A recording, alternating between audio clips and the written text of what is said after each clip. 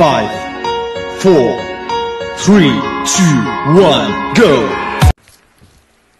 Ngayon po, ako magluluto ng pork leg black vinegar with ginger. Ibig sabihin, pata ng baboy na may itim na suka at luya.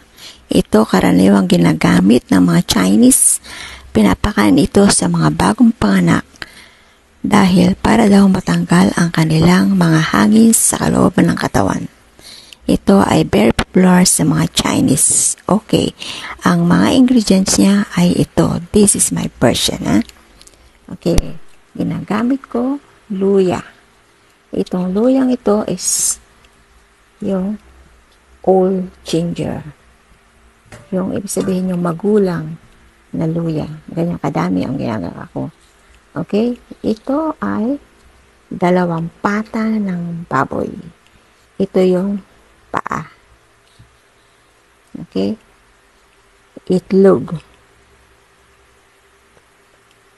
Ilalaga ko yung itlog. Okay? Ito ang ginagamit kong black vinegar. Ang brand niya ay yung may aso kasi mas masarap ito pag itong nilagay. At saka toyo. Okay? Chinese black sauce. At saka itong palm sugar. Kung wala naman kayo makitang palm sugar, coconut sugar, pwede na rin. At saka tubig, okay? Itong mixture ng tubig ay 1 bote nito at 1 bote ng tubig at kalahati. It means 1.5 bottle of water ang ilalagay ko pang sabaw.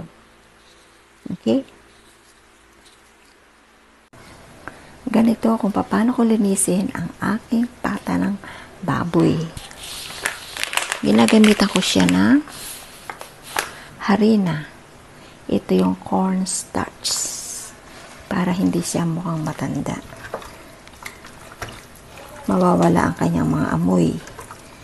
Hindi siya amoy baboy. Yan. Mukha siyang malinis pakayari.